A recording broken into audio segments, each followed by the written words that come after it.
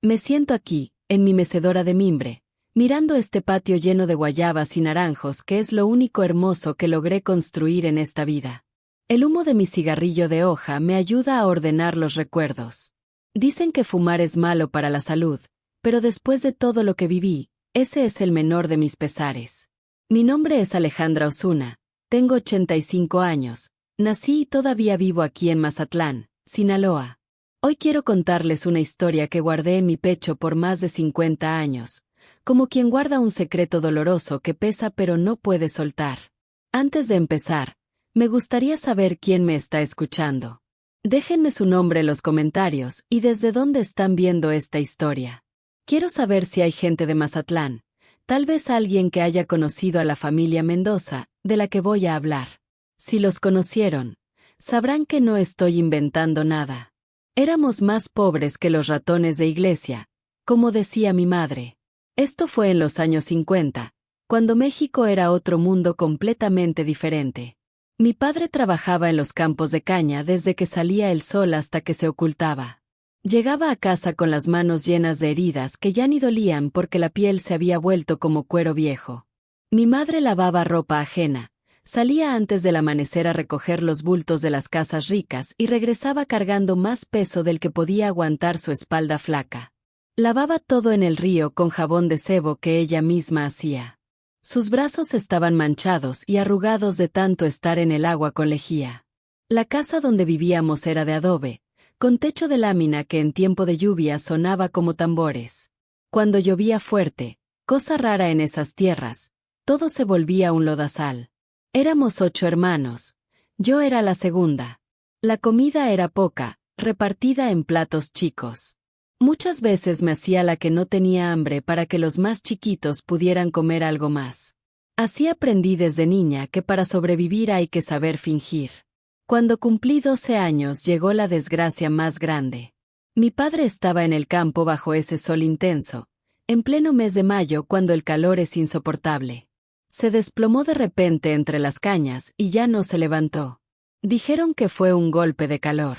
Lo trajeron en una carreta como si fuera un costal. Nunca voy a olvidar ese día. El calor, la tierra seca y la tristeza. Ese fue el día en que mi niñez, esa cosa que de por sí casi no tuve, se acabó para siempre. Al día siguiente del entierro, que fue sin caja porque no había con qué pagarla, mi madre me llamó aparte. Ale, ahora nos toca a nosotras sacar adelante a la familia.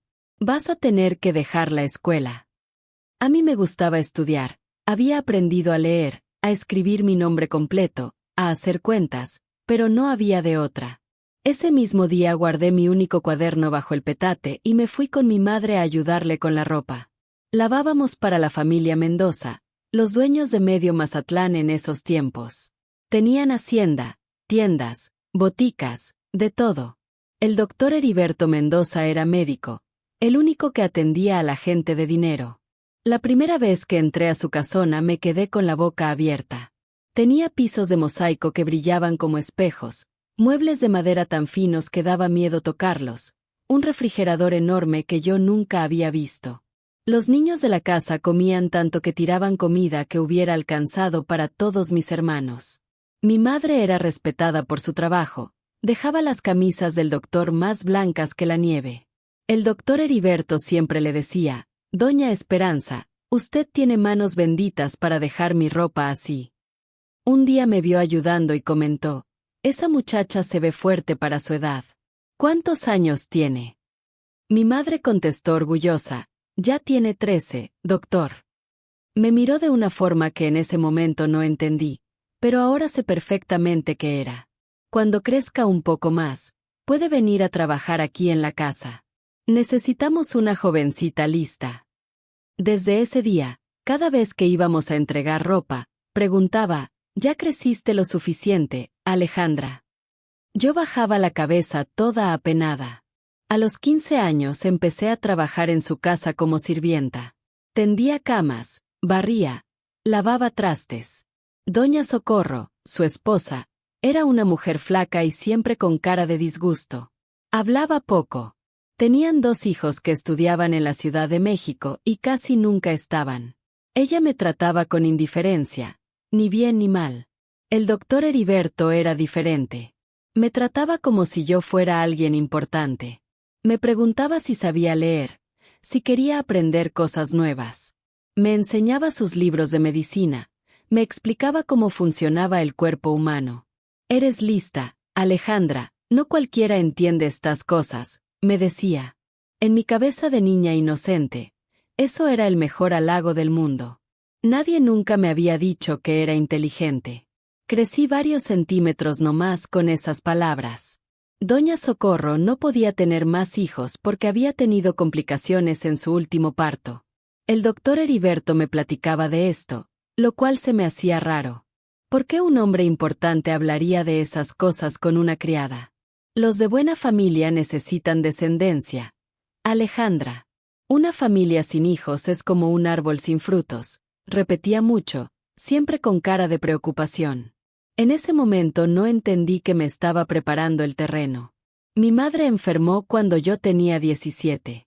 Una tos que no se le quitaba, se fue debilitando poco a poco. El doctor Heriberto la atendió sin cobrar, le dio medicinas, pero dijo que era mal de los pulmones, algo grave. Se fue a los 6 meses, dejándome sola con mis hermanos chicos.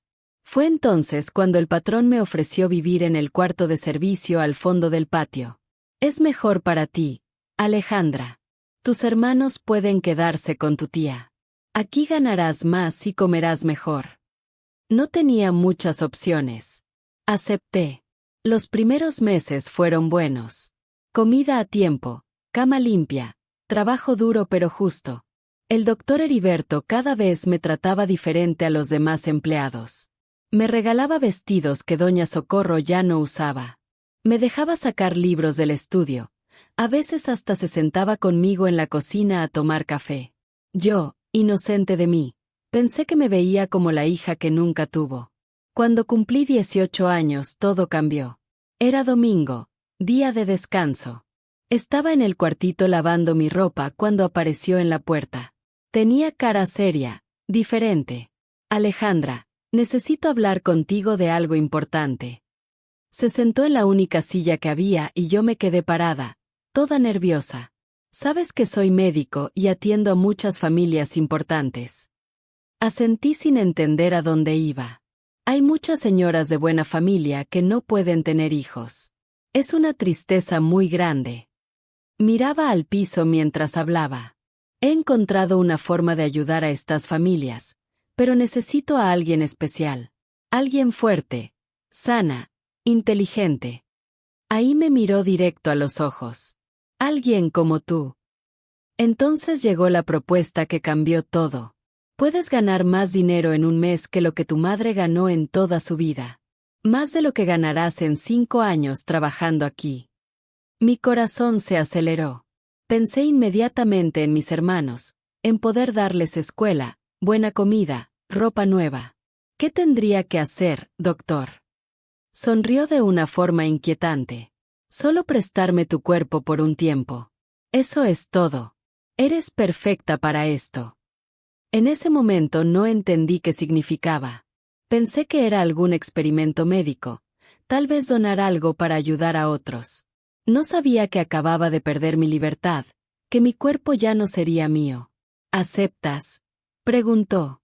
Y yo, sin entender bien en qué me metía, dije que sí. Ese mismo día me llevó a conocer un lugar que nunca había notado. Detrás de la hacienda Mendoza, escondida entre los mangos, había una casa que por fuera parecía normal. Por dentro era otra cosa. No era casa, era una clínica clandestina. Había un cuarto con aparatos que nunca había visto, otro lleno de frascos con líquidos extraños, todo limpio, oliendo a alcohol como hospital.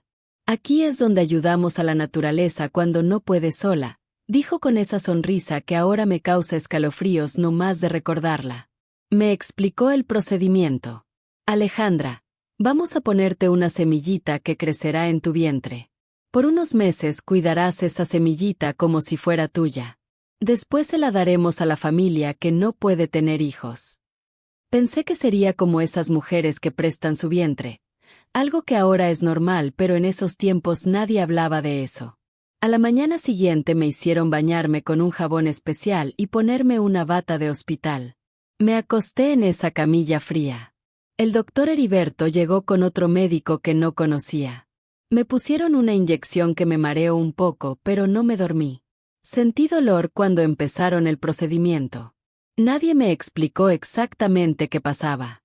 Ahora te quedarás aquí unos días hasta estar seguros de que funcionó, dijo el médico desconocido, hablando de mí como si fuera tierra de sembrar. Después de una semana de hacerme estudios diario, el doctor Heriberto entró al cuartito donde me tenían con una sonrisa grande. Funcionó. Alejandra. Le darás una gran alegría a una familia muy importante. Ahí fue cuando me explicaron las reglas. No podía decirle a nadie. No podía salir de esa clínica hasta que naciera el bebé. No podía recibir visitas. Dijeron que les dirían a mis hermanos que había conseguido trabajo de enfermera en otra ciudad. El dinero se les mandaría cada mes. Es poco tiempo. Después podrás volver a tu vida normal, mintió el doctor Heriberto. El embarazo fue muy difícil. Yo que nunca había tenido hijos no sabía que era normal y que no. Me sentía muy mal todo el tiempo, con náuseas terribles. Me dolía la espalda, las piernas, todo.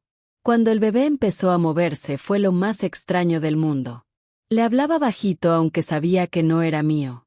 Perdóname chiquito, pero no te voy a poder criar.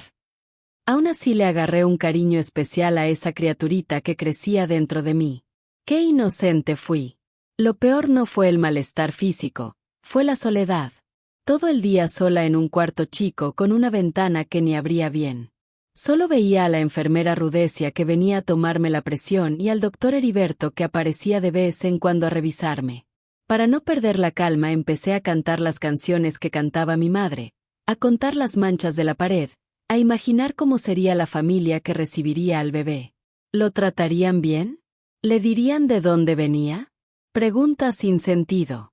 Ahora ya sé la respuesta. Cuando llegó el momento, el dolor fue intenso. Creí que no lo iba a resistir, lo juro por la Virgen de Guadalupe. Pedí ayuda pero nadie vino. Después de horas así, por fin me llevaron a la sala de partos improvisada. Estaban el doctor Heriberto y el otro médico con la enfermera. Me sujetaron a la camilla. Nunca lo voy a olvidar. Dijeron que era por mi seguridad, pero ahora sé que era para que no pudiera alcanzar al bebé. Tuve una niña. La oí llorar fuerte. Sanita. Déjenme verla, supliqué. Ni lo pienses, contestó el otro médico llevándosela. Ni tocarla pude, ni saber qué nombre le pusieron, ni de qué color era su pelito, nada. Me sedaron. Cuando desperté tenía los pechos vendados apretados, adoloridos. La enfermera me dio una medicina. Es para que dejes de producir leche. Olvídate de todo. Como si fuera fácil. Como si una pudiera olvidar así nomás. Estuve como 15 días recuperándome, llorando en silencio.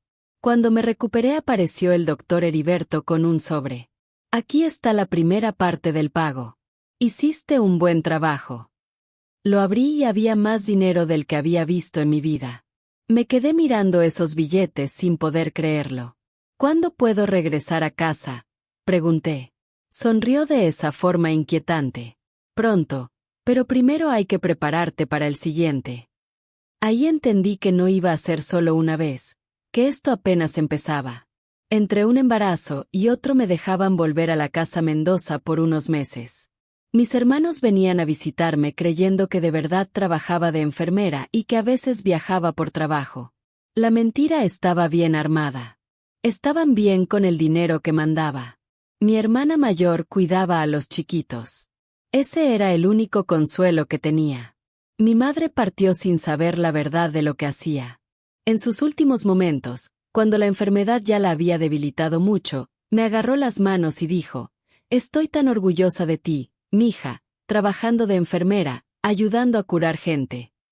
Lloré mucho ese día, no por su partida, sino de vergüenza por la mentira. Se fue pensando que yo había logrado ser alguien, cuando en realidad solo era un objeto, una máquina sin voluntad. Con el tiempo descubrí que no era solo el doctor Heriberto. Había toda una red en este negocio. Otros médicos de pueblos cercanos, políticos importantes, hacendados ricos. Todos mandaban clientes al doctor Heriberto, parejas que no podían tener hijos. Algunos venían hasta de Monterrey y Guadalajara, pagando fortunas por tener un bebé con las características que querían. Yo era una de las madres sustitutas, como nos llamaban. Había otras mujeres también, todas pobres como yo, viviendo en diferentes lugares para que nadie sospechara. Los bebés que tuve se fueron a familias ricas de todo México, pero algunos hasta se fueron al extranjero. Una vez escuché una conversación entre el doctor Heriberto y un hombre de traje fino. Hablaban de dólares, de papeles falsos para sacar a los niños del país. Era un negocio grande, bien organizado, y yo solo era una pieza pequeña y reemplazable. Si algo le pasa, conseguimos otra. Oí que dijo el hombre del traje cuando creyó que yo estaba dormida. Queridos míos, sé que esta historia es dura de escuchar. Les cuento esto por primera vez en mi vida. Si esta historia los conmovió de alguna forma, deben saber que el canal Abuelas de México se mantiene gracias a su ayuda. Den clic en Super Gracias debajo del video. Es ese corazoncito con el signo de pesos. Cualquier cantidad ayuda a que este canal siga trayendo historias reales como la mía. Solo den clic y elijan la cantidad que puedan aportar. Después de mi tercer bebé, empecé a notar que mi cuerpo estaba cambiando mucho. No era normal tener tantos embarazos seguidos. Me ponían inyecciones de hormonas para que ovulara más rápido y pudiera embarazarme pronto. El pelo se me empezó a caer a puños, la piel se me manchó toda, las coyunturas me dolían como de vieja. Vivía con dolores de cabeza terribles y mareos. A veces tenía complicaciones, pero a ellos ni les importaba. Es normal, ya se te va a pasar, decía la enfermera sin ni voltearme a ver. Lo peor fue lo que me hizo a la mente. Un día estaba contenta y al siguiente me sentía muy mal. Lloraba por cualquier cosa, tenía pesadillas horribles. Empecé a tener pensamientos negativos de escapar, de hacer cosas que no debía. Yo que nunca había pensado mal de nadie, pero después de tanto sufrir, una cambia. O te vuelves fuerte por dentro o te debilitas completamente. Yo ya estaba a punto de quebrarme. Cada embarazo fue diferente. Una vez el bebé nació antes de tiempo, bien chiquito, bien débil. Se lo llevaron corriendo, ni me dejaron verlo. Después supe que no logró sobrevivir. Ni me lo dijeron bien. Otra vez tuve gemelos. Fue el parto más doloroso. Pensé que no lo resistiría. Los dos salieron vivos, llorando fuerte. Un niño y una niña. Hasta hoy me pregunto si siguieron juntos o los separaron. En medio de todo esto, lo peor fue ver desaparecer mi sueño. Antes de todo esto yo quería estudiar. Tal vez ser maestra de verdad. Quería casarme, tener mi propia familia. Pero cada bebé que salía de mí se llevaba un pedazo de ese sueño. Mientras más tiempo pasaba, más vacía me sentía, como si mi cuerpo fuera solo un cascarón sin nada adentro. Con cada año que pasaba se me hacía más difícil esconder lo que hacía. Inventaban excusas para mis hermanos, para los vecinos. Decían que viajaba mucho por trabajo, que cuidaba enfermos en otra ciudad. La verdad es que estaba encerrada en esa clínica, escondida entre una panza y otra. Cuando aparecía en público siempre era de noche, siempre a escondidas, siempre con órdenes de no hablar con nadie. Después del 15º bebé, me di cuenta que mi salud estaba en riesgo si seguía así. Acababa de cumplir 31 años, pero parecía una anciana. Mi cuerpo ya no aguantaba más. Fue entonces cuando empecé a pensar en cómo salir de esa situación. ¿Pero cómo? No tenía a dónde ir. No tenía estudios. No tenía a nadie que me creyera contra el poderoso doctor Heriberto. Necesitaba pruebas, algo que pudiera usar contra ellos. Fue entonces cuando empecé a poner más atención a todo, los nombres que decían, las fechas de los partos, quienes venían por los bebés. Descubrí que en uno de los gabinetes de la clínica había expedientes con información de todos los bebés que habían nacido ahí. ¿Quién era la madre? ¿Quién el padre biológico? Los escogían con cuidado, siempre hombres fuertes, inteligentes. ¿A qué familia habían ido? ¿Cuánto habían pagado? Cuando estaba sola en la clínica, Empecé a buscar la forma de ver esos expedientes a escondidas. La idea de guardar pruebas se me ocurrió cuando encontré una carpeta con mi nombre. Tenía mi foto, estudios médicos, todo sobre mi salud.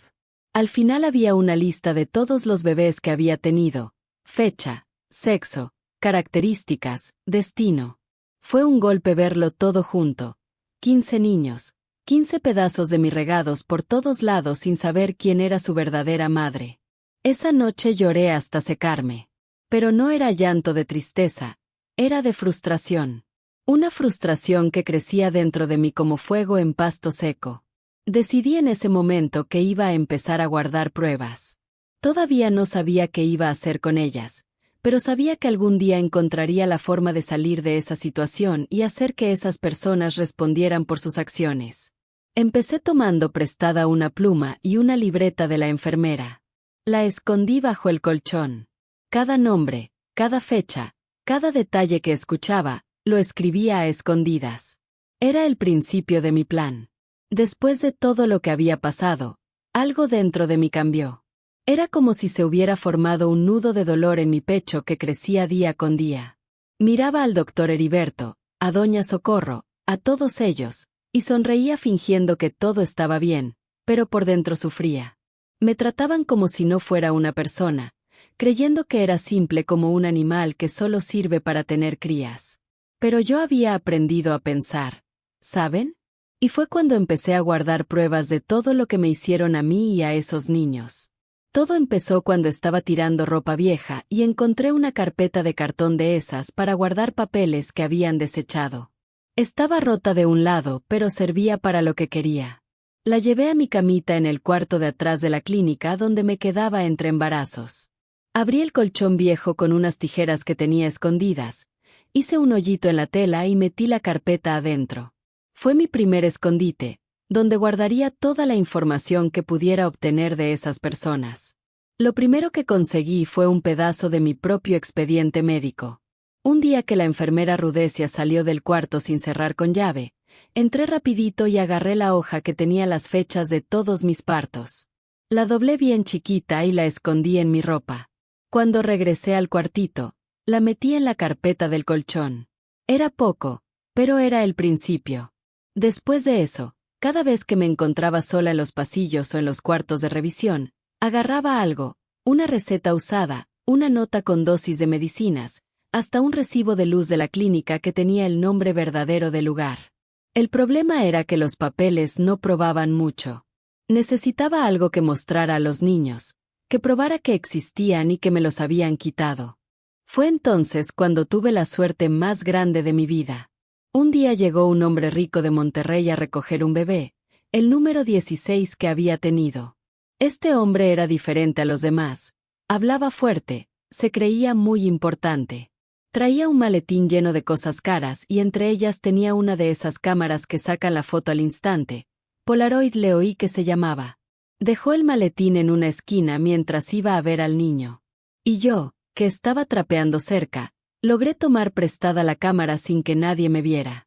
Fue la única vez en mi vida que tomé algo que no era mío, pero no me arrepiento ni tantito.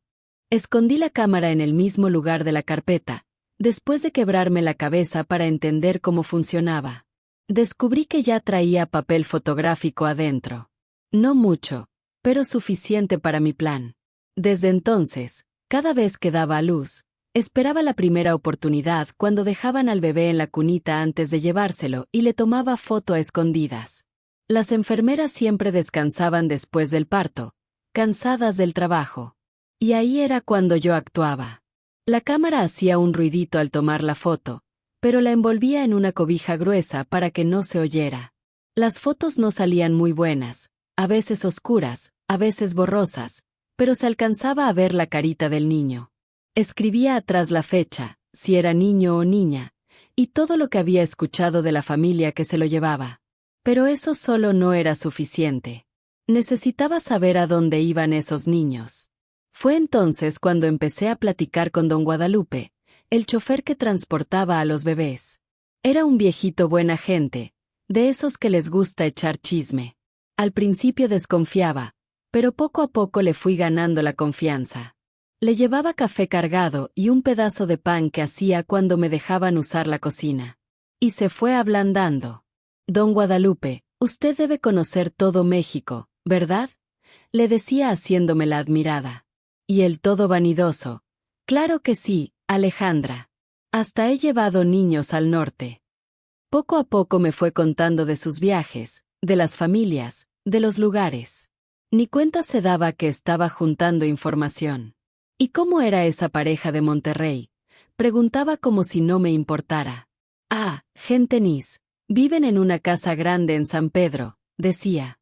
Memoricé todo, cada detalle, cada nombre de calle, cada ciudad. Por las noches, sola en mi cuartito, escribía todo en mi libreta escondida. Una vez hasta me enseñó un mapa de México de esos que regalan en las gasolineras y me marcó ciudades donde había llevado niños. Miré todos esos puntitos regados por el país y pensé, mis hijos están ahí, en cada rincón de México. Otra cosa que me ayudó mucho fue aprender a leer mejor. En la escuela apenas había pasado del abecedario cuando tuve que dejarla. Podía escribir mi nombre y leer cosas sencillas, pero los papeles médicos estaban llenos de palabras complicadas. Empecé a poner más atención cuando los doctores hablaban, memorizando las palabras que usaban. Cuando encontraba esas mismas palabras en los documentos, juntaba las letras entendiendo el significado. Tomé prestado un diccionario viejo de la sala de espera y estudiaba a escondidas por las noches con la poquita luz que entraba por la ventana. Así aprendí términos médicos complicados que usaban para describir los procedimientos. El sistema que inventé para las notas era para que nadie lo descubriera. Tenía 3 cuadernitos chicos de esos de bolsillo. Uno lo escondí bajo el lavabo del baño donde había un azulejo flojo. En ese solo apuntaba números y fechas, el día de los procedimientos, el día que confirmaban resultados, el día del parto. Si alguien lo encontraba, pensaría que eran puras cuentas mal hechas. En el segundo cuaderno, que escondí dentro de una pastilla de jabón con hoyos, apuntaba detalles de los niños, si eran niños o niñas, color de pelo, de ojos, cuánto pesaban. El tercero, el más importante, estaba dentro del colchón con las fotos. En ese escribía todo sobre las familias, nombres, ciudades, a qué se dedicaban, cuánto habían pagado, información que pescaba aquí y allá de las conversaciones que oía. Una vez casi me descubren. Estaba en el cuartito sacando una foto que había tomado de un niño gordito y hermoso que había nacido esa mañana. La imagen estaba saliendo y la miraba con lágrimas cuando de repente se abrió la puerta.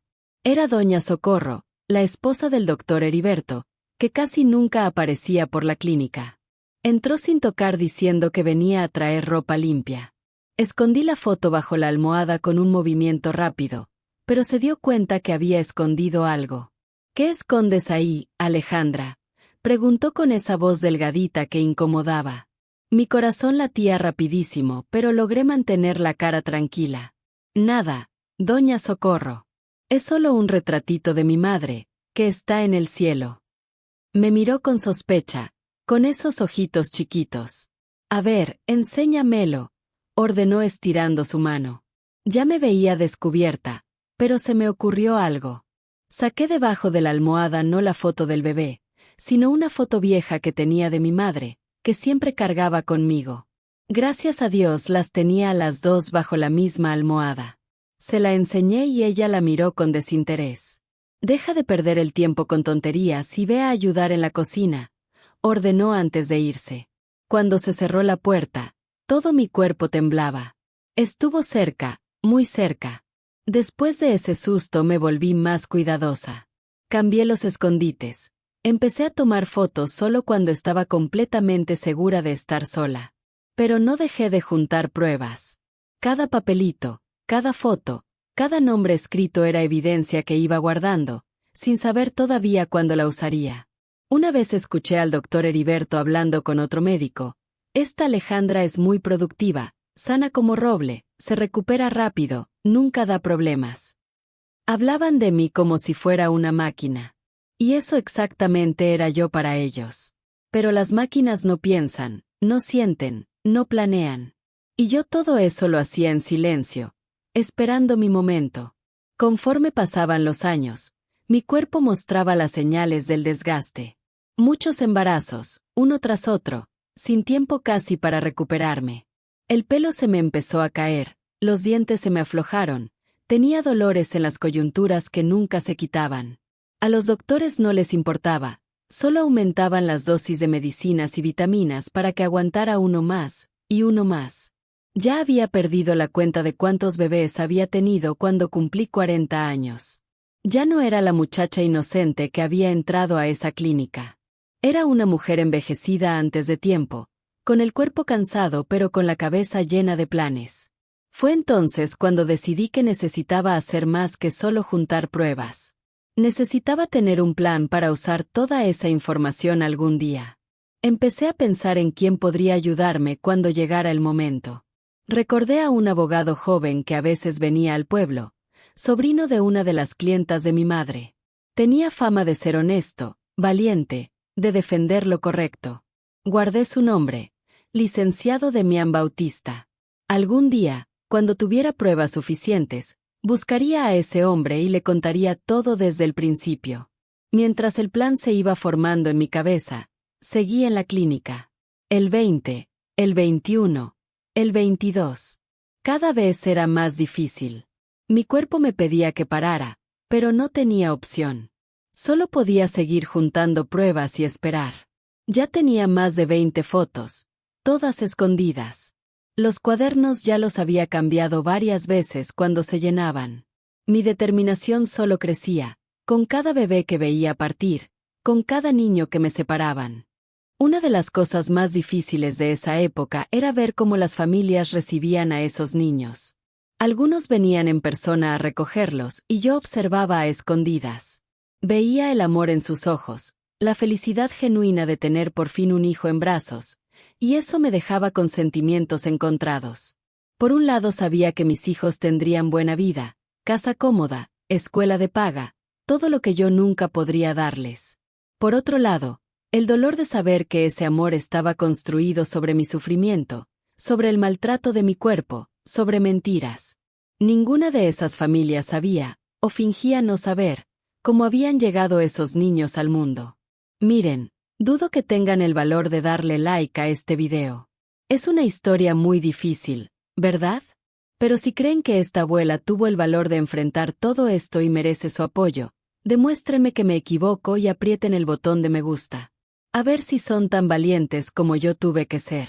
Continuando mi relato, poco a poco fui descubriendo más sobre todo el negocio.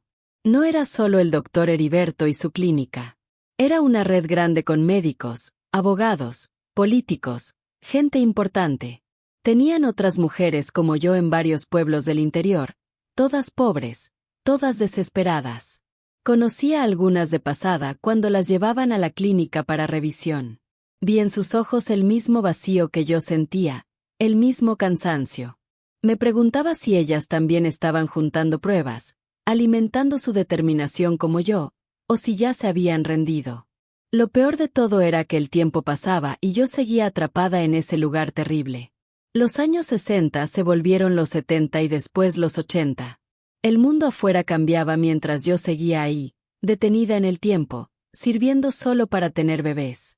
Mis hermanos chicos ya eran grandes, vivían del dinero que yo mandaba pensando que era enfermera viajera. Ni me reconocieron cuando nos vimos. Había cambiado tanto. La muchacha alegre que soñaba con ser maestra se había vuelto una sombra de lo que era. Una noche me puse a pensar. De todos los hijos que habían salido de mí, 27 en ese momento. Un número que ni puedo imaginar bien. Sería un salón lleno de alumnos, hasta sentados en las ventanas. Y yo nunca había cargado a uno, nunca había arrullado a uno, nunca había visto a uno sonreírme y decirme mamá. Esa noche lloré tanto que empapé toda la almohada. Pero no era solo tristeza. Era llanto de determinación, de decisión. Algo dentro de mí decía que tenía pruebas suficientes, que el momento de actuar estaba cerca. Fue cuando cumplí 43 años que mi cuerpo por fin no pudo más. Estaba esperando mi 27º bebé y fue muy difícil. Me sentí muy mal. Me debilité tanto que pensé que no lo lograría. Después de que nació el niño, Un bebé chiquito y débil que ni lloraba bien. Llegó el doctor Heriberto al cuarto donde me recuperaba. Todavía recuerdo su cara. Una mezcla de decepción e indiferencia, como quien mira algo que ya no funciona. Alejandra, creo que llegamos al final del camino, dijo sin mirarme a los ojos. Tu cuerpo está muy débil, no aguanta más. Ya no sirves para nuestro propósito. Esa palabra "ya no sirves" debió dolerme, pero en realidad fue como si me quitaran un peso de encima. De verdad ya no podía más. Estaba dispuesta a acabar con todo, de una forma u otra. Hasta había planeado irme si insistían en otro embarazo. Pero ahí estaba él, liberándome sin saberlo. ¿Qué va a pasar conmigo ahora?, pregunté tratando de ocultar el alivio que sentía. Te daremos una gratificación por los servicios prestados, contestó como si fuera una empleada jubilada. Puedes volver a tu vida normal. No sabía que yo no tenía vida normal a la cual volver, que él y sus cómplices me la habían quitado toda. Recibí un sobre con dinero, una cantidad que en ese momento me pareció grande, pero que ahora sé que era muy poco comparado con lo que ellos ganaron con mis hijos. Vete de Mazatlán, me aconsejaron. Ve a otra ciudad, empieza de nuevo. Como si fuera fácil, como si una mujer sola, sin estudios, con el cuerpo lastimado pudiera simplemente empezar de nuevo. Pero yo tenía otros planes que había estado cultivando por años, alimentados con mis lágrimas y mi determinación. Salí de esa clínica con 2 maletas, una con mi poca ropa y otra, escondida dentro de la primera, con todas las pruebas que había juntado. La evidencia que ahora por fin podría usar. Salí de esa clínica con un sobre delgadito en la mano y 25 años de vida perdida en la espalda. La gratificación que me dieron era tan poca que me dieron ganas de reír. Solo que ya se me había olvidado cómo. El doctor Heriberto me había llamado a su consultorio para despedirme, como quien despide a alguien que ya no le sirve. Por los servicios prestados, dijo entregándome ese sobre blanco sin mirarme a los ojos. Lo abrí frente a él. Era dinero que para mí parecía mucho, pero para lo que ellos manejaban era muy poco. Ese tipo cobraba más por un solo bebé de lo que me daban a mí que había tenido 27. Hice las cuentas rápido en mi cabeza. No era ni el 1% de lo que habían ganado con mi cuerpo. Pero me contuve, bajé la cabeza como siempre y di las gracias. Gracias, doctor. Pura actuación. Por dentro estaba muy molesta. Me dieron 2 semanas para desocupar el cuartito de atrás que había sido mi prisión por tantos años. Empaqué mis pocas cosas con calma, sin prisa. Cada cosa que guardaba era una decisión. ¿Qué me llevaba? ¿Qué dejaba? La ropa vieja, los zapatos rotos, todo eso podía quedarse. Pero las pruebas que había juntado durante años, esas iban conmigo pasara lo que pasara.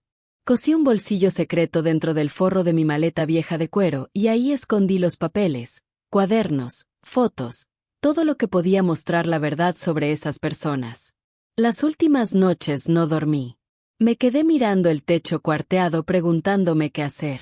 Tenía un plan, sí, pero necesitaba valor para ejecutarlo. El día que me fui nadie se despidió. Las enfermeras hicieron como que yo era invisible. Los doctores estaban muy ocupados con otras mujeres. Solo don Guadalupe, el chofer viejo que sin saberlo se había vuelto mi amigo, me dio un abrazo fuerte y me susurró: «Cuídate mucho, niña». No sabía nada, pero presentía que algo andaba mal en toda esa historia.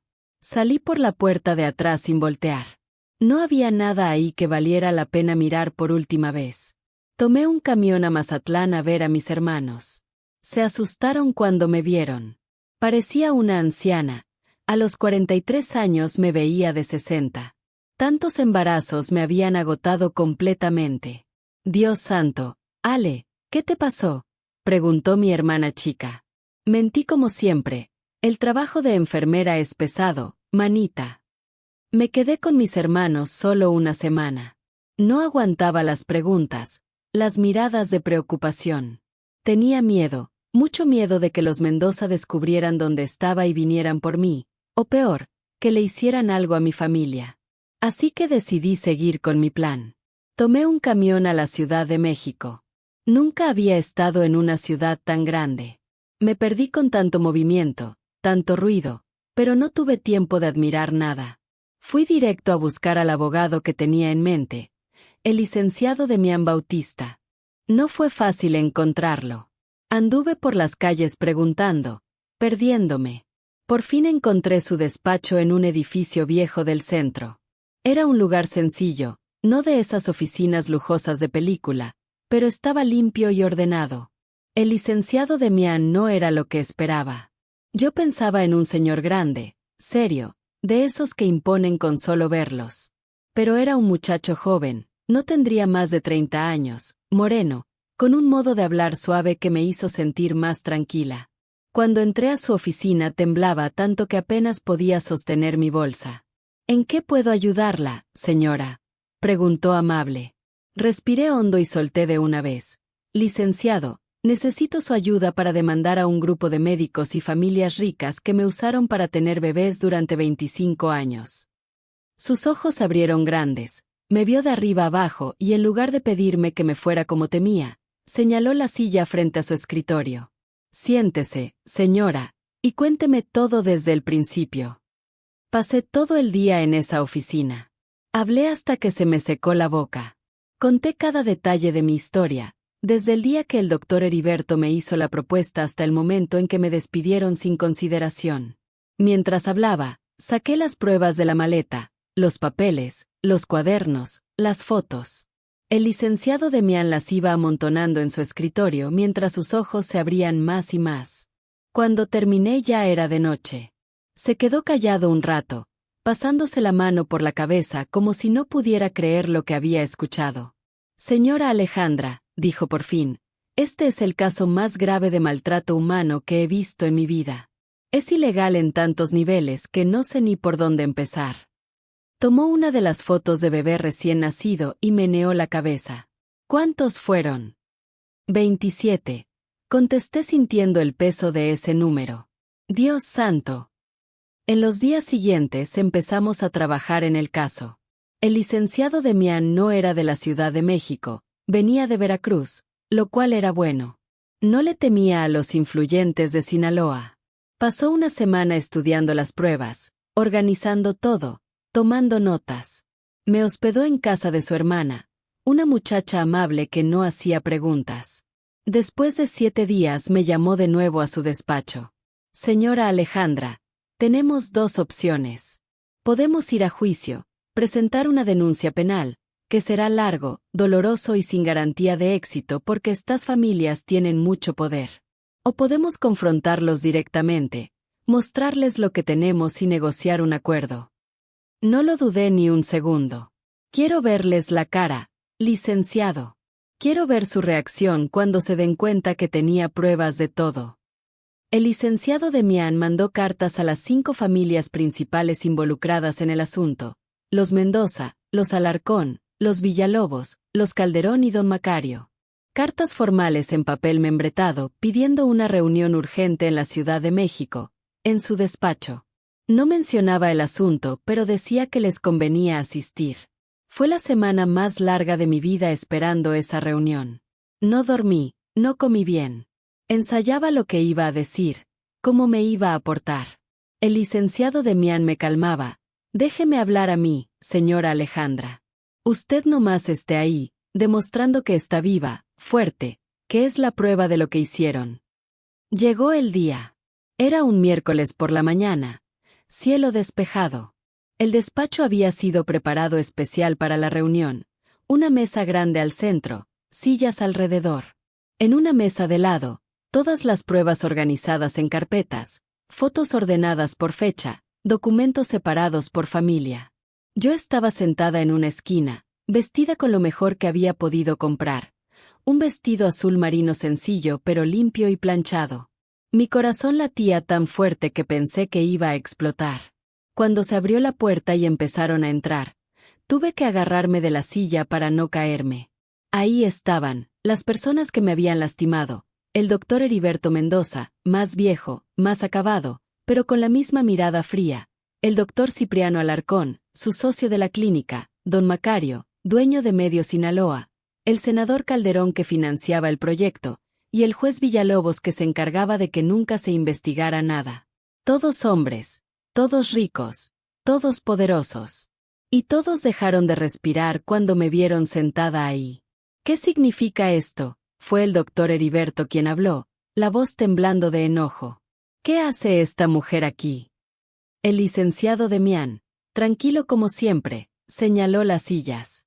Por favor, señores, tomen asiento.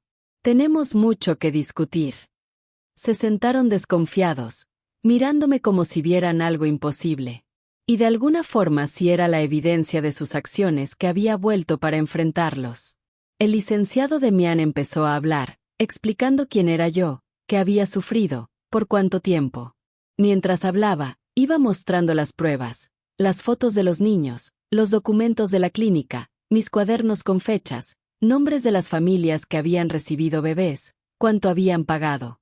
Las caras cambiaron del desprecio inicial al pánico total. «Esto es absurdo. Esta mujer miente», gritó el senador Calderón golpeando la mesa, pero su voz delataba el miedo. El licenciado Demián siguió tranquilo. «Señores, tenemos pruebas suficientes para afectar seriamente a todos los presentes en esta sala. Pruebas de maltrato humano, tráfico de bebés, falsificación de documentos, evasión fiscal». La lista parecía no tener fin. Uno por uno fueron perdiendo el color, como si vieran su futuro derrumbarse frente a ellos. «¿Qué quieren?», preguntó por fin el juez Villalobos, siempre el más práctico. «Es dinero». El licenciado Demián me miró, dándome la señal que habíamos acordado. Me paré, temblando pero decidida, y hablé por primera vez. «Quiero justicia, pero sé que gente como ustedes nunca enfrentará consecuencias. Así que vamos a hacer un trato». El trato era sencillo. Una pensión vitalicia para mí, suficiente para vivir con comodidad y dignidad el resto de mi vida. Dinero depositado cada mes en una cuenta que el licenciado Demián abrió a mi nombre, sin retrasos, sin excusas. A cambio, las pruebas quedarían guardadas en la caja fuerte de un banco, selladas.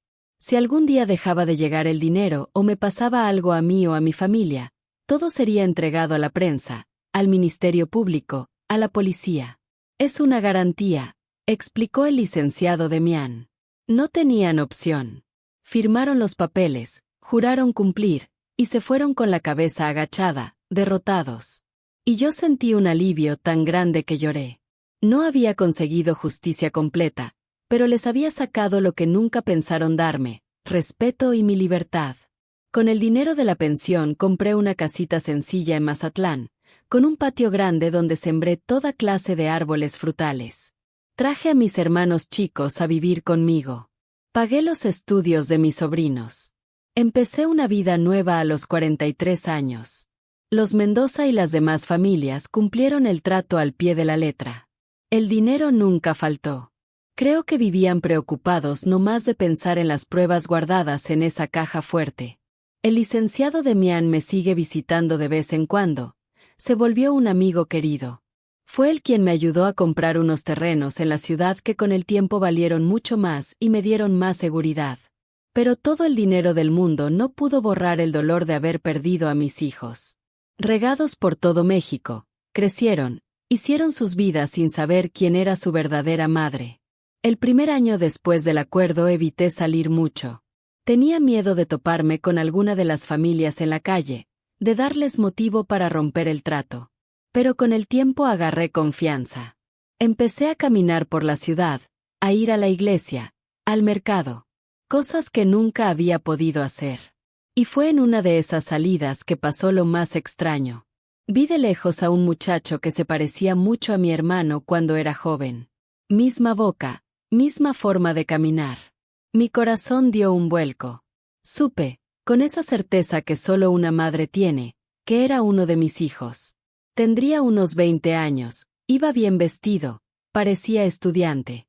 Me quedé paralizada en la banqueta viéndolo pasar, queriendo gritar, llamarlo, decirle quién era yo. Pero no pude. El trato no lo permitía. Y más que eso, ¿qué derecho tenía yo de cambiar su vida así? Ese fue el primero de muchos encuentros a distancia. Con el tiempo aprendí a reconocer a mis hijos en la ciudad. Una muchacha con mis ojos vendiendo en una tienda elegante. Un hombre con mi nariz trabajando en el banco. Una niña con mi pelo chino yendo a la escuela con uniforme de colegio particular.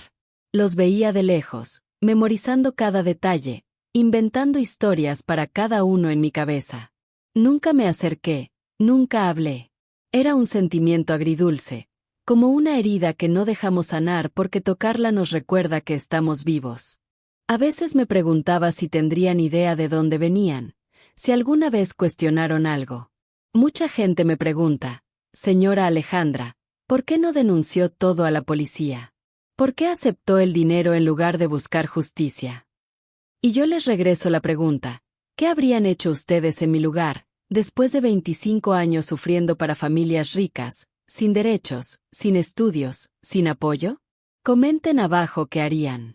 Los años pasaron y los responsables del negocio se fueron uno por uno. El doctor Heriberto fue el primero. Dicen que por enfermedad, pero yo prefiero creer que fue la conciencia. Los demás también partieron. Sus hijos, que heredaron la fortuna manchada, siguieron cumpliendo el trato, probablemente sin entender bien por qué tenían que mandar dinero cada mes a una señora de Mazatlán. Seguí mi vida tranquila, cuidando mis plantas, mis animales, los hijos de mis sobrinos que vinieron después. El dolor nunca se fue completo, pero aprendí a vivir con él, como quien aprende a caminar de nuevo después de una lesión. Y cuando pensé que ya nada podría sorprenderme, pasó. Era un domingo por la tarde. Estaba sentada en el portal de mi casa pelando mangos para hacer agua cuando vi que se paraba un carro frente a la casa. Un carro bonito, de esos que la gente como yo no tiene. Se bajó un hombre joven, como de 30 años, bien vestido, con un portafolio en la mano. Pensé que era algún vendedor de esos de seguros. Ya le iba a decir que no me interesaba cuando se acercó y preguntó, ¿es usted la señora Alejandra Osuna? Me quedé inmóvil. Mi nombre es Esteban Mendoza, dijo. Me sentí paralizada. Mendoza, el mismo apellido de aquellas personas. ¿Habrían descubierto algo? ¿Venía a amenazarme? Pero entonces sonrió, una sonrisa que conocía bien. Era igualita a la mía. Creo que usted es mi madre biológica. No sé cómo no me caí ahí mismo. Me quedé sin palabras, sosteniendo ese mango en la mano, mirándolo como si fuera aparición. ¿Cómo supiste? Fue todo lo que pude preguntar después de un rato. Se sentó en el escalón del portal, respetando mi espacio, y abrió el portafolio. Adentro había una foto vieja, amarillenta. Una foto que reconocí al instante. Era una de las que había tomado a escondidas de los bebés antes de que se los llevaran. Encontré esto entre las cosas de mi padre adoptivo cuando partió, explicó Esteban. Junto había un papelito con su nombre y mi fecha de nacimiento. Era la prueba que nunca imaginé que existiera. Una de mis fotos se había ido con el bebé, tal vez por descuido de alguien. Y ahora, años después, esa foto me devolvía a mi hijo. Ni se imaginan lo que sentí cuando vi a ese muchacho en mi puerta diciendo que era mi hijo. Fue como si se me moviera el mundo bajo los pies. Me quedé parada ahí, agarrando ese mango medio pelado, sin poder decir nada que valiera la pena. Él, tan educado, esperó a que me repusiera de la sorpresa. Cuando por fin pude moverme, lo invité a pasar. ¿Quieres agua de mango? Fue lo más simple que se me ocurrió decir. Sonrió, esa sonrisa igualita a la mía que no había notado hasta entonces. Sí, señora Alejandra. Nos sentamos en la mesa de la cocina, yo todavía temblando, él tranquilo como quien ya había ensayado ese momento 1000 veces. Mientras preparaba el agua, mi mente daba vueltas. ¿Era él de verdad? ¿No sería alguna trampa? Después de tantos años me habrían mandado a alguien para probarme, para ver si todavía tenía las pruebas. Pero al verle la cara no había forma de negarlo. Esa era mi boca, mi barbilla, hasta la forma de fruncir el ceño cuando pensaba era igualita a la mía. Y además estaba la foto, esa foto amarilla que solo yo podía haber tomado. ¿Cómo me encontraste? Pregunté después de servirle el agua y sentarme frente a él. Esteban, así se llamaba, me explicó que cuando encontró la foto entre los papeles de su padre adoptivo, se puso a investigar. Era abogado, como el hombre que me había ayudado años atrás, y sabía buscar información. Primero fue tras mi nombre en los registros viejos de Mazatlán, después buscó si había alguna pensión que se pagara regular de parte de las familias involucradas. Fui juntando las piezas, doña Alejandra. Tardé casi 2 años, pero cada pista me acercaba más a la verdad. Hablaba sin rencor, pero con una determinación que me recordó a la mía cuando decidí juntar pruebas contra quienes me lastimaron.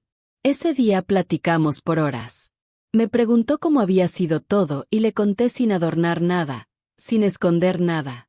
Las partes difíciles, las partes tristes, las partes de tanto dolor. Escuchó en silencio, a veces limpiándose una lágrima que se le escapaba. No me interrumpió ni una vez. Me dejó contar toda esa historia que solo le había contado una vez en la vida al licenciado Demián. Cuando terminé ya era de noche. Tomó mis manos con sus manos delgadas de hombre que nunca había tenido que trabajar duro. «Es usted la mujer más fuerte que he conocido», dijo con la voz quebrada. Era la primera vez que alguien me llamaba fuerte y no pobrecita o víctima. Ahí mismo, sintiendo el calor de sus manos en las mías, supe que había recuperado un hijo. Esteban no podía decirle a nadie que me había encontrado.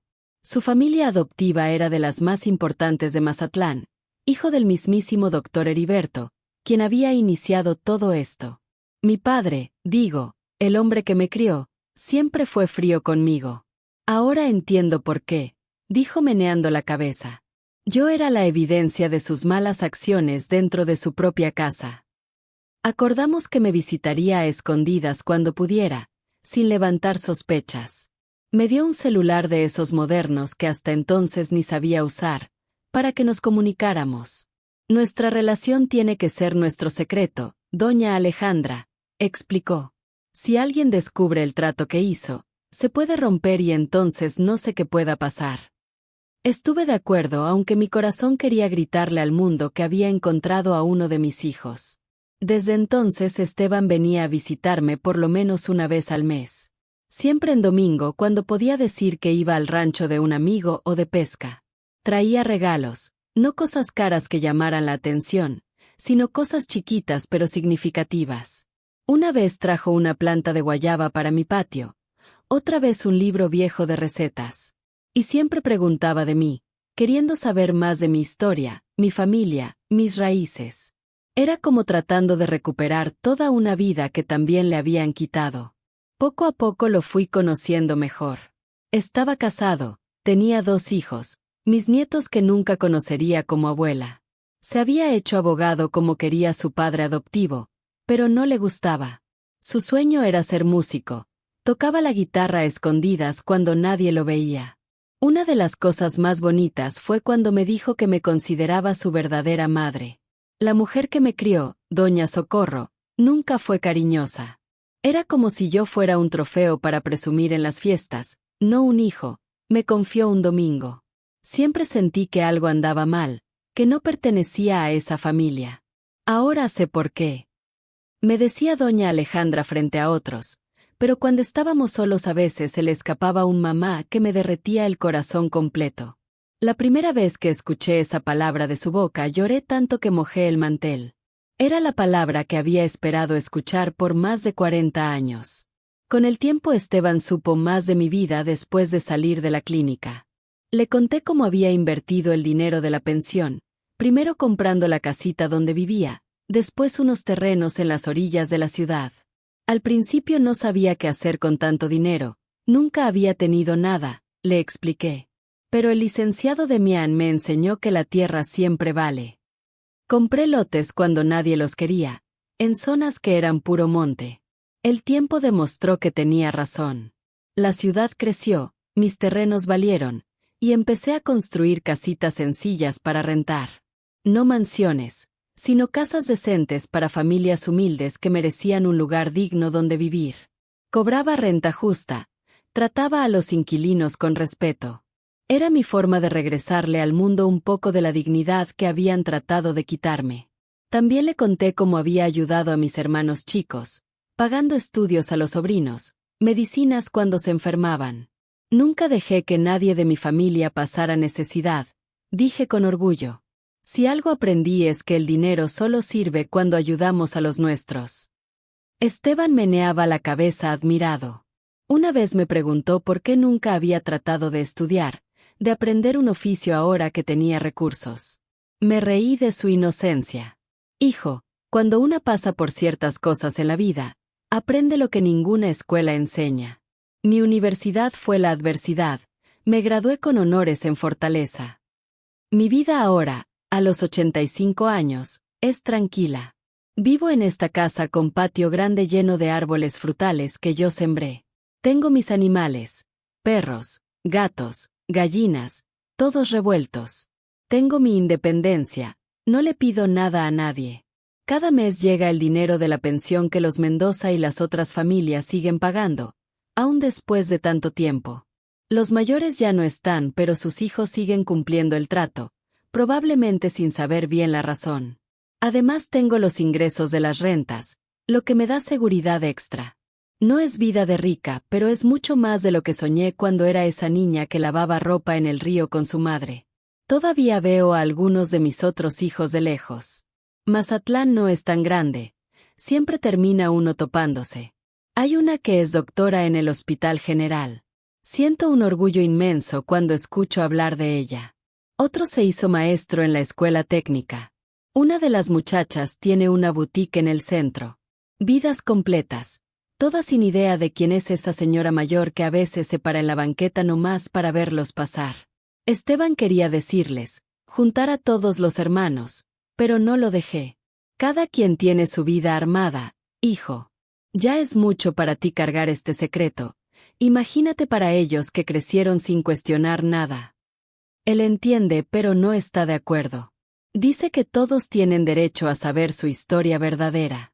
Tal vez algún día cambie de opinión, pero por ahora prefiero verlos de lejos, guardando cada vislumbre como un tesoro. Lo que más me entristece cuando miro para atrás no es solo lo que me hicieron, aunque eso es muy difícil de por sí. Es saber que lo que yo pasé no era caso único, que había otras mujeres como yo en todo México, siendo maltratadas y abandonadas cuando ya no servían. Y que todavía hoy, de forma diferente pero con la misma injusticia, las mujeres en situación vulnerable son aprovechadas por los que tienen poder. Las cosas han mejorado mucho, me dice Esteban a veces, queriendo consolarme. Pero yo que veo el mundo con ojos de quien ha vivido de todo, sé que el maltrato no más cambió de forma. Ahora se viste de oportunidad, de trabajo, de favor.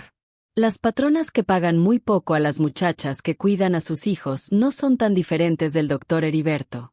La diferencia es que ahora hay leyes, hay derechos, hay quien vigile. Poco, pero hay. Veo a las muchachas jóvenes aquí del barrio que se van a trabajar a casas de familia sin contrato, ganando menos del mínimo, siendo tratadas sin respeto. Cuando puedo las llamo a platicar, les cuento un poco de mi historia, no todo por supuesto, pero lo suficiente para abrirles los ojos. Tu cuerpo es tuyo, tu dignidad también. Nadie tiene derecho a quitártela, siempre les digo. Algunas escuchan, otras piensan que es puro cuento de señora mayor. Pero siembro la semilla. Si germina en una sola, ya valió la pena. Las mujeres de mi tiempo no teníamos opciones, no teníamos voz, no teníamos a dónde ir. Era aceptar lo que viniera o pasar hambre. Así de simple. Hoy hay más caminos, más puertas abiertas. No para todas, es cierto, pero más que antes. Por eso les digo a las jóvenes, estudien. No importa cuánto tarde, cuánto cueste. El conocimiento es lo único que nadie les puede quitar. Si yo hubiera sabido leer bien desde temprano, tal vez me hubiera dado cuenta más rápido de lo que me pasaba. Tal vez hubiera encontrado ayuda antes. Esa lección la aprendí por experiencia propia, no la desperdicio. Otro consejo que siempre doy, confíen en su instinto. Si algo se ve muy bueno para ser verdad, generalmente es engaño. Cuando el doctor Heriberto me ofreció ganar más en un mes que mi madre en un año, se me heló la panza. Pero la necesidad habló más fuerte que el instinto. Hoy enseño a las muchachas a escuchar ese frío en la panza, ese aviso que da el cuerpo cuando hay peligro. El cuerpo sabe, mija, siempre sabe antes que la cabeza entienda. Y lo más importante, Nunca dejen que les falten al respeto. Sé que cuando hay necesidad, cuando hay niños que mantener, cuando no se ve otra salida, una hace lo imposible por seguir adelante. No juzgo a nadie por eso. Yo acepté lo que me ofrecieron porque no vi otra opción. Pero si pueden elegir, siempre elijan ser dueñas de sí mismas, aunque eso signifique tener menos. La libertad de decidir sobre el propio cuerpo, sobre la propia vida, no tiene precio. Esta es la sabiduría que me enseñaron mis experiencias. Esta dificultad que enfrenté toda la vida se volvió mi fuerza. Las marcas que tengo en el cuerpo, mis cicatrices, mi figura cambiada por tantos embarazos, las manos gastadas de tanto trabajo, son mi historia. Cada arruga de esta cara que ahora ven es un capítulo de lo que viví. No me avergüenzo de ninguna. Son prueba de que salí adelante, de que mantuve mi espíritu intacto. Esteban ahora viene a visitarme más seguido. Su padre adoptivo ya no está y se siente más libre para estar conmigo. Todavía guardamos el secreto, pero ya no tiene tanto miedo. A veces trae a sus hijos, mis nietos, a conocerme. Me presenta como doña Alejandra, una amiga querida de la familia. Los pequeños no saben quién soy de verdad, pero siento que me quieren. El chiquito, que tiene 8 años, una vez me preguntó, ¿por qué se parece tanto a mi papá? Me contuve la emoción y dije, es que la gente buena siempre se parece, mijito. Se rió satisfecho con la respuesta sencilla y se fue a jugar al patio. Un día tal vez sepa la verdad. Mientras tanto me conformo con verlo correr tras las gallinas en mi patio, libre y feliz como yo nunca pude estar a su edad. De los 27 hijos que di a luz, solo encontré uno. Pero ese uno me trajo de vuelta la alegría que había perdido. Cada domingo que pasa conmigo es un regalo que nunca esperé recibir. Cuando se va me quedo en la ventana viendo el carro alejarse, con un sentimiento en el pecho que es diferente al dolor del pasado. Es el sentimiento dulce de quien tiene algo precioso que cuidar. Fue Esteban quien me convenció de compartir mi historia en este video. Mamá, hay mucha gente que necesita escuchar su experiencia. Va a ayudar a otras mujeres, dijo. Yo dudaba al principio. ¿Quién querría escuchar la historia de una señora mayor como yo? Pero él insistió, trajo a esta gente de la cámara, y aquí estoy. Soy Alejandra Osuna, tengo 85 años, y esta es la historia de mi vida. La mujer que dio vida a 27 hijos para otros y encontró la manera de seguir adelante con dignidad. Si quieren escuchar más historias como la mía, historias que necesitan ser contadas, suscríbanse ahora al canal Abuelas de México. Hay mucha abuela con historia que compartir, mis queridos. Y no olviden darle clic a esos cuadritos que están pasando por la pantalla ahorita. Hay más historias de mujeres valientes como yo, que enfrentaron al mundo con la fortaleza que solo nosotras las mujeres tenemos. Que Dios los bendiga a todos, y recuerden, su dignidad es algo que nadie tiene derecho a quitarles.